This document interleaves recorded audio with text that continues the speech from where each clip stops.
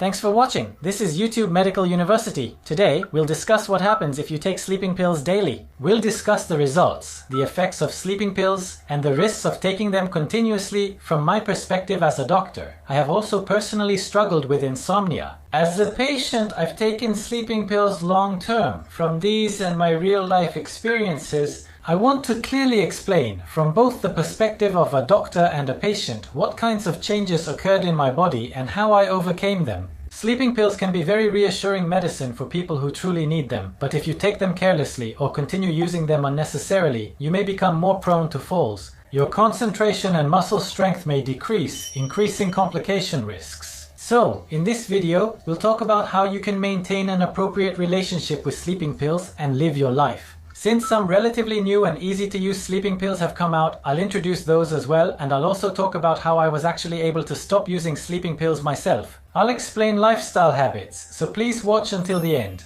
At YouTube Medical University, we share easy to understand videos from a doctor's perspective to help you get healthier. Please subscribe to the channel so you don't miss new videos. In this first session, I'll discuss a group of medications needing special attention and introduce sleeping pills and their side effects to watch for. And in the second session, I'll talk about specific types of medications, such as the commonly used Depas and Mysli, their characteristics, and how to use them appropriately. And then, I'll also introduce the latest sleeping pills that are currently attracting attention. If I were to develop insomnia now, I would probably take one of these. I'll be talking about these kinds of medications as well. And finally, in the third session, I'd like to share my personal experience of how I was able to stop taking sleeping pills.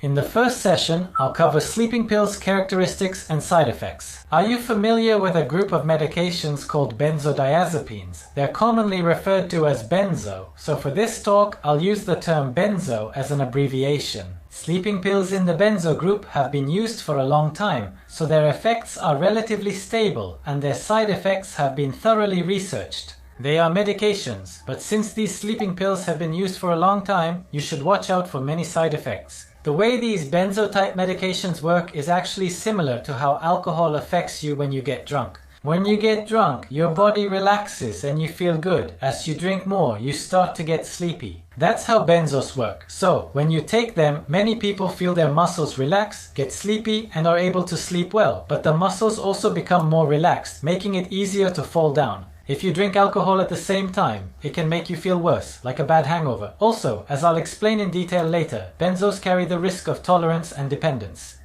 Tolerance and dependence may sound complicated, but they're simple. Tolerance means your body gets used to the medicine over time and it works less well. When I was a resident, I worked many consecutive night shifts, which messed up my sleep schedule. When I confided in a senior medical professional about my insomnia, since he also had a lot of night shifts, he told me that he managed it by taking sleeping pills, so I actually went to the hospital myself and consulted about my insomnia. So by taking sleeping pills myself, during the first month I was able to sleep very well and didn't carry over any fatigue. Even though I was a busy intern with many night shifts, I was able to get through it somehow. However, after I started taking the medicine, I gradually noticed that it was becoming less effective. About 3 months after I started taking it, I realized that with the current dosage, I was having trouble falling asleep. Even after taking the medicine, its effects seemed to wear off at night and I would wake up. These symptoms began appearing. This is called tolerance. It means that the effect gradually becomes harder to achieve. Since it works in a way similar to alcohol, I think it's easier to understand if you think about it in terms of drinking. For people whose alcohol intake keeps increasing, in the past you used to get drunk after just a little bit, but now, even after drinking 3 500 ml cans of beer, you don't get drunk at all, so you end up drinking a whole case. Similarly, you build a tolerance to alcohol. That's what's concerning about benzodiazepines. They start off effective, but over time,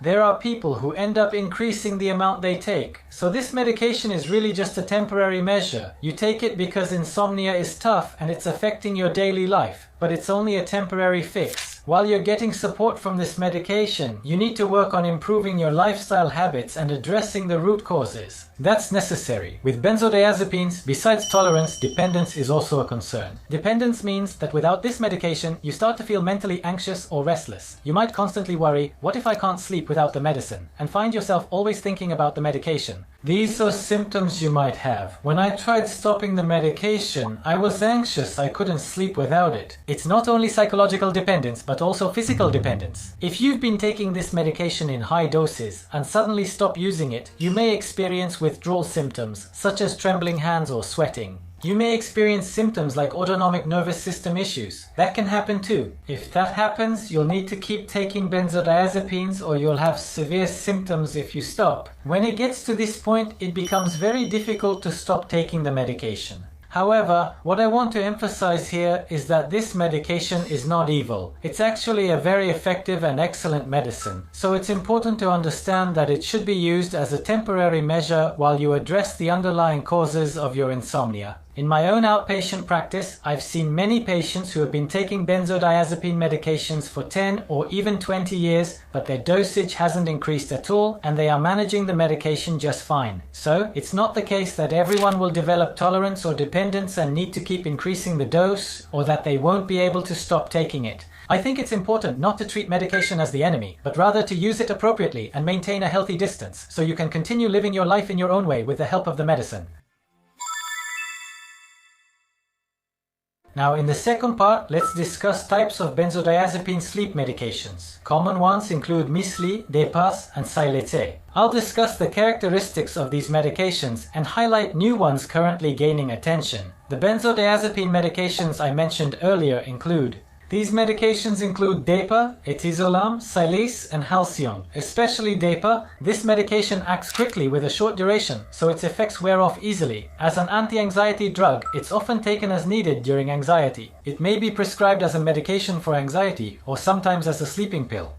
However, among benzodiazepines, special caution is needed with those that have a short duration of action, like Depa, since the effects wear off quickly after they appear, when the effect disappears. At that time, anxiety or physical symptoms may occur. This tendency toward easy dependence is also a characteristic. Some might suggest using longer-acting medications. Drugs like Halcion or Cialis are relatively often used as medications with a medium or long half-life, which is the time it takes for their effects to be reduced by half. When the effect lasts longer, it's harder to notice when it ends, making anxiety-driven dependence less likely. However, there's also the carryover effect. Even the next morning, the benzodiazepine can still make you drowsy, affecting your ability to work or causing you to doze off while driving. There are people who experience such dangerous symptoms. That's why it's very important to make sure the effects of the medication don't carry over into the daytime, in line with your daily routine. So, if you can use benzodiazepine medications properly, they can be used as a temporary treatment for anxiety disorders to relieve anxiety or for insomnia. However, I want to emphasize that you still need to be very careful when using them. Now, moving on to the non-benzodiazepine medications,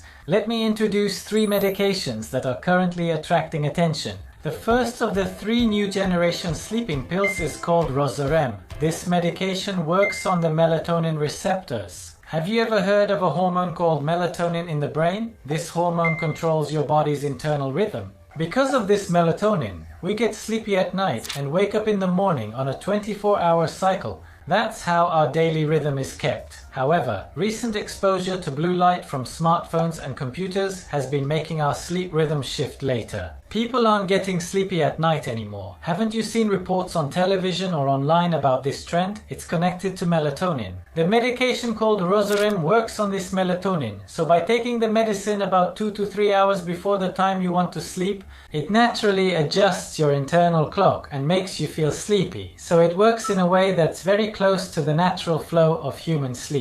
It's generally safe and easy to use, even for the elderly, and has very low dependency. However, if I had to mention a drawback, it's not a medication that works sharply and makes you sleepy right away like a sleeping pill. It's a mild medicine that helps regulate your daily rhythm, so for people who are really struggling and desperately want to sleep, some patients may feel disappointed and think that its effect is too weak. This is the second of 3 new generation sleeping pills called Belsomra. It's easier to understand by considering how it works. It acts on a substance called orexin. You can think of orexin as the switch in the brain that controls wakefulness and sleep. When this orexin is active, your brain is in a wakeful state with the switch turned on. The medicine called Belsomra is an antagonist that blocks the orexin receptors, so the wakefulness switch of orexin is turned off.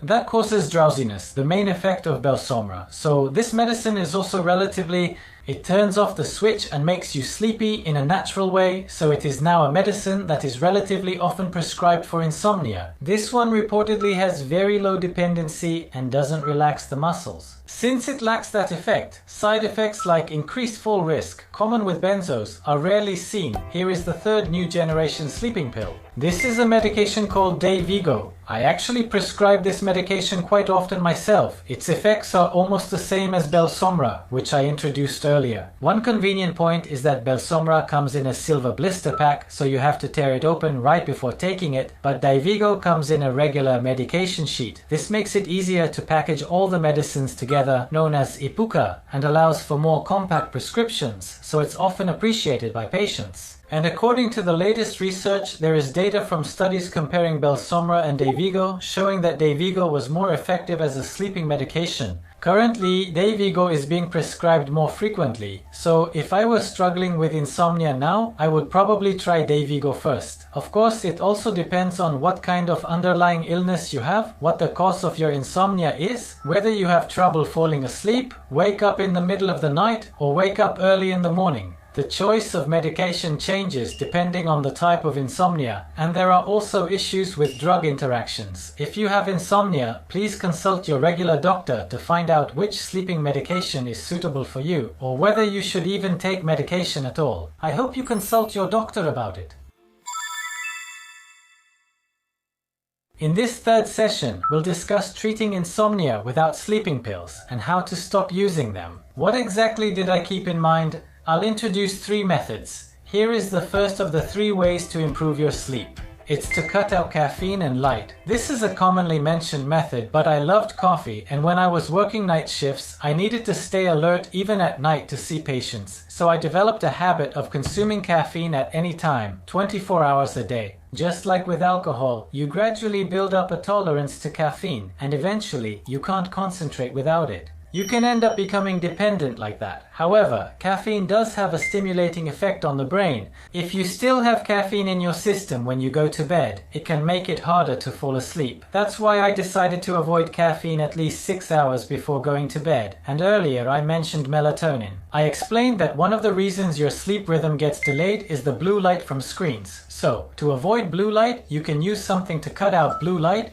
like wearing glasses that block blue light, or putting a blue light blocking cover glass on your smartphone screen so you can manage it somehow. I tried to keep my sleep schedule consistent and not let it get delayed. This is just my experience, so consider your own habits. If you find you're consuming too much coffee or screen time, consider changing your habits. My second tip for better sleep is to take a proper bath and soak in the tub. Our bodies have what's called core body temperature, and as this deep internal temperature rises and then falls, the nervous system shifts from the sympathetic to the parasympathetic system. It's said that this is when the switch flips. So before going to bed, it's important to raise your body temperature properly and then fall asleep as your body temperature naturally drops. That's the natural flow. Today, heating keeps us warm, but for hunter-gatherers, it was hot by day and cooler at night, making people sleepy. Humans have lived like this, so it's important to raise your body temperature once and then let it drop. Many people are busy and just take a quick shower, but to get a deep sleep, it's better to soak in hot water, not right before bed, but ideally 2 or 3 hours before going to sleep. Prepare your body and try to make it a habit to fall asleep naturally as your body temperature drops. Here is the third and final method for improving your sleep. Don't bring things into your bed. More specifically, I made it a rule not to bring any electronic devices into bed. I used to have a habit of studying in bed with my iPad, either to review for the next day or to study medicine. However, when I did that, I would start thinking, did I forget to do that work? Or maybe I should have done things differently back then.